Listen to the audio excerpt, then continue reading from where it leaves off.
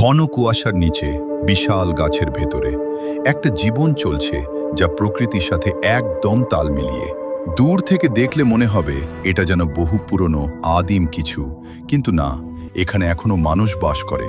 এমন মানুষ যারা বিপদ এলে পালায় না, লুকায় না, বরং সবাই এক জায়গায় জড়ো হয় খোলা আকাশের নিচে, কারণ তাদের সবচেয়ে বড় শক্তি হলো ঐক্য। কিন্তু প্রশ্ন হলো, কেন তারা এমন জীবন বেছে নিয়েছে আমাদের পরিচিত সব কিছু থেকে এত দূরে কেন? স্বাগতম এমন এক জগতে যেখানে গল্প বলা হয় না, বরং খুঁজে বের করতে হয়। আজ আপনি দেখবেন অ্যামাজনের 6টি রহস্যময় জনগোষ্ঠী যারা আজও বেঁচে আছে পৃথিবীর সবচেয়ে কঠিন জঙ্গলের ভেতরে। আর তারা আমাদের একটা বড় প্রশ্ন করে, আমরা কি সত্যিই উন্নত হয়েছি নাকি শুধু প্রকৃতি থেকে দূরে চলে গেছি? ইয়ানোমামি, সাবনোর মানুষ। এটা অ্যামাজন। এখানে ঘরগুলো আকাশ ছোঁয়ার জন্য বানানো হয় না, বরং সবাই মিলে থাকে এক বিশাল গোলাকার ঘরের নিচে। এই ঘরটার নাম সাবনো। মাটিটা নরম, কাদাময়। হাঁটলে মনে হয় জমি যেন আপনাকে অনুভব করছে। চারপাশে শুধু গাছ, এত ঘন যে সূর্যের আলো ঠিকমতো ঢুকতে পারে না। এই অন্ধকার ভেজা জঙ্গলের মাঝেই ইয়ানোমামিরা তৈরি করেছে তাদের নিজের দুনিয়া। একটা গোলাকার ঘর যেখানে একসাথে থাকে অনেক পরিবার। এখানে কোনো দেয়াল নেই, সবকিছু খোলা। শিশুরা দৌড়াচ্ছে, কুকুর আগুনের পাশে ঘুমাচ্ছে, মানুষ কথা বলছে, আর উপরে খোলা আকাশ, যেন প্রতিদিন মনে করিয়ে দেয় আমরা সবাই এক। এখানে কিছুই অকারণে নয়, ঘরের প্রতিটি অংশ প্রকৃতির সাথে মিল রেখে তৈরি। তাদের কাছে কোনো ম্যাপ নেই, কিন্তু তারা পথ ভুলে না, কারণ প্রতিটি নদী, প্রতিটি শব্দ, প্রতিটি গাছ তাদের কাছে পরিচিত। রাত নামলে জঙ্গল ভয়ঙ্কর হয়ে ওঠে। অদৃশ্য প্রাণীর শব্দ, অজানা কিছু নড়াচড়া, কিন্তু সাবনোর ভেতরে আগুন জ্বলছে। সবাই একসাথে বসে আছে, কারণ তারা জানে একসাথে থাকাই সবচেয়ে বড় নিরাপত্তা। অনেকে বলে তারা নাকি পিছিয়ে থাকা মানুষ, কিন্তু সত্যটা হলো তারা পিছিয়ে নেই। তারা শুধু প্রকৃতির সাথে মানিয়ে নিয়েছে। তাদের জন্য বন কোনো জিনিস না, এটা একটা জীবন্ত সত্তা। তারা গাছ কাটে কিন্তু প্রয়োজনের বেশি না। তারা শিকার করে কিন্তু ভাগ করে খায়, কারণ তারা জানে বন বাঁচলে তারাও বাঁচবে। 2. কাইপো। বনের যোদ্ধারা জঙ্গলের ভেতরে ঢুকতেই বাতাসটা যেন আরো ভারী হয়ে যায়। আলোটা পাতার ফাঁক দিয়ে সোনালি হয়ে নিচে নামে। এখানে বাস করে এমন এক জনগোষ্ঠী যারা তাদের জমিকে নিজের শরীরের মতো রক্ষা করে। তারা হলো কাইপো। তাদের গ্রামগুলো গোল করে সাজানো, মাঝখানে একটা বড় খোলা জায়গা যেখানে সবাই একত্র হয়। এখানেই সিদ্ধান্ত হয়, এখানেই উৎসব হয়, এখানেই তৈরি হয় ভবিষ্যৎ। দেখতে সহজ মনে হলেও তাদের সমাজ খুবই শক্তিশালী আর গুছানো। এখানে ধনী গরিব নেই, এখানে আসল শক্তি হলো একসাথে থাকা। পুরুষরা বসে আলোচনা করে কিভাবে জমি রক্ষা করা যায়, আর নারীরা, তারা জানে মাটির ভাষা। কোনো সময় কোনো ফসল লাগাতে হবে, কোনো গাছ ঔষধি, কোনটা বিষ, সব তাদের জানা। তাদের কাছে বন শুধু জায়গা না, এটা তাদের শিক্ষক। কিন্তু সময় বদলাচ্ছে। কিছু তরুণ এখন বাইরে যায়, পড়াশোনা করে, ফোন ব্যবহার করে।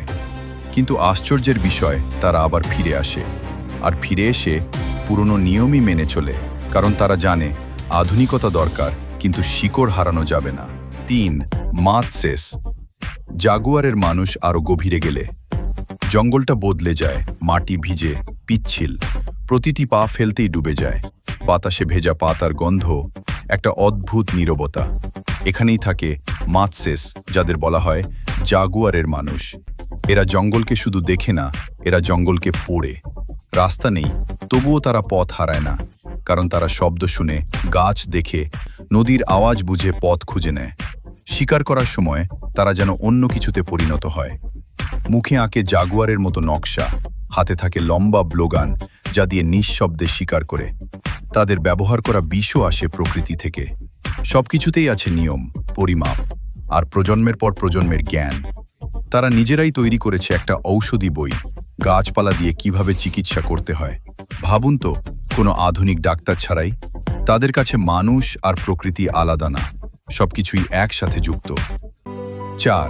আশানিঙ্কা, নদীর সন্তান। এবার আমরা পৌঁছাই নদীর কাছে। বাতাসটা হালকা, চারপাশে শান্ত একটা পরিবেশ। এখানে বাস করে আশানিঙ্কা। তারা নদীর সাথে কথা বলে, নদীর শব্দ শুনে বুঝে বৃষ্টি আসবে কিনা, মাছ কোথায় যাবে। তাদের জীবন একদম প্রকৃতির ছন্দে চলে।